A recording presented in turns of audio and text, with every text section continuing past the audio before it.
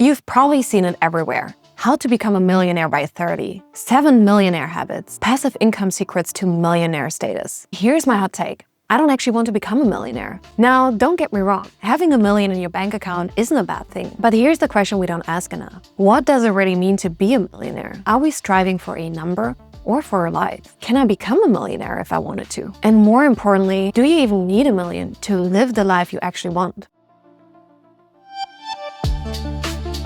Let's start here. Why do we idolize this number so much? Culturally, millionaire has become shorthand for success. It's marketed as freedom, status, and happiness all in one. Movies portray millionaires as the people who made it. And yes, having more money can expand your opportunities. But the number itself, it's arbitrary. 50 years ago, being a millionaire meant generational wealth. Today, depending on where you live, it might mean a comfortable middle-class lifestyle. And with inflation, that number shifts every year. So when people say, I want to be a millionaire, what they're really saying is, I want the lifestyle I think a millionaire has. But here's the truth.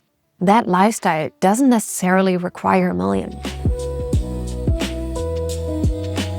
Before we dig deeper, there's something important you need to know. Becoming a millionaire is actually not rocket science. Dave Ramsey's study of over 10,000 millionaires found that most didn't get rich through luck, inheritance, or giant paychecks. They followed simple, boring principles: spending less than they earn, avoiding debt, consistently investing, buying and holding index funds, and giving it time. That's it. No secret formula, no extreme hustle grind, no get-rich-fast hacks. So if your real goal is becoming a millionaire, you absolutely can. It's achievable for many people with patience, habits, and compound interest. And that's exactly why I stepped back and asked myself something deeper. If becoming a millionaire is relatively straightforward, then why are we so obsessed with the status? Why chasing a title instead of a life that actually feels meaningful? I'm not stepping away from this goal because I think it's unattainable. I'm stepping away because the endless chase doesn't align with the life I want to create. If your only financial goal is a number, you'll never feel satisfied. Like someone once said on a podcast, how much money is enough? Just a little more. That's the mindset that keeps you hustling forever without asking the real question, what do I actually want my life to look like?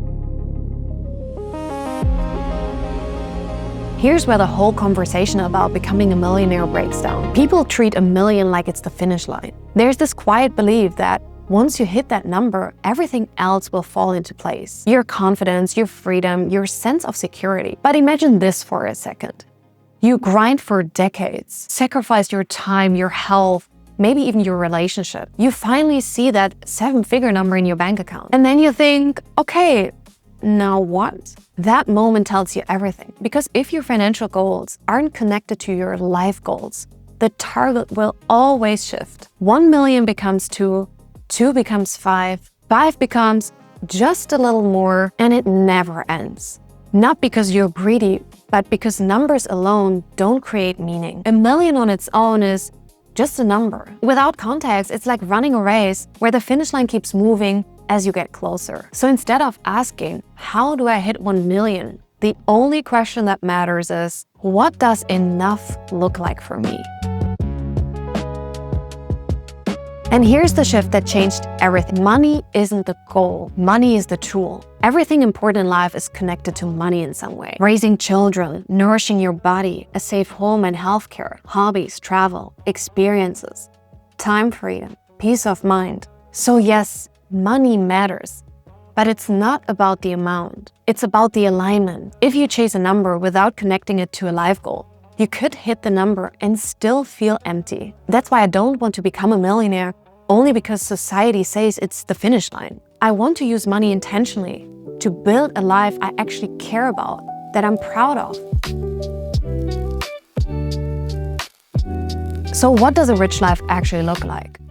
When you stop copying someone else's version, I finally sat down and asked myself, if money is a tool, what life do I want to build? And honestly, my answers surprised me. They weren't flashy or Instagram rich. They were simple, human, and grounded. Here are the things that matter the most to me. The things that make my life feel rich. Eating healthy, nourishing meals, and eating a delicious dessert without checking the price tag. Working out regularly, lifting, dancing, boxing, yoga, because it makes me feel alive. Having flexible work that lets me go on midday walks. Living close to nature in a calm neighborhood that I love stepping outside into. Spending unhurried time with the people I love. Traveling to places that expand my perspective. Having time to read, learn, doing YouTube, and listen to podcasts daily. These 7 things are currently my version of wealth. And when I saw it written down, something clicked. None of this requires being a millionaire. It just requires alignment, knowing what matters, and using money to support it. Now, here's the fun part. You can create your own version of a rich life right now. Not society's version, not Instagram's version, not my version, yours. Start with these 3 simple questions. What does a really good day look like for me? From morning to night, what do I spend money on that genuinely improved my life? When I imagine my future self, what kind of life do I imagine living? These questions help you define your own rich life, the life your money is meant to support. Because once you know what matters to you, you can start designing the money around your life instead of designing your life around money. That's where real freedom starts.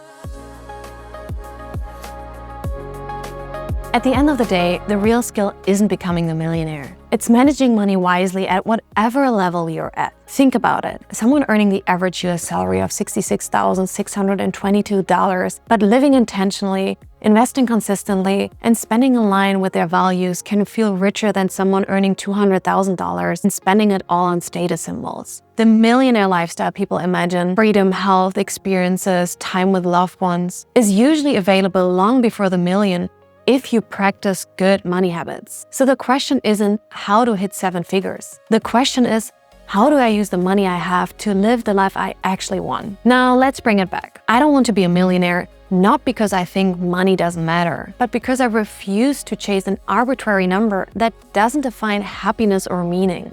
If I end up becoming a millionaire one day through my investment and through my work, that's great, but I won't hustle myself into burnout or sacrifice my relationships just to hit that milestone. What I want and what I encourage you to think about is a life that feels rich, even if it never hits 7 figures. So ask yourself, what are my values? What does enough look like for me? And how can I use money as a tool to support that life? If you don't know where to start with your money management, watch these videos up here.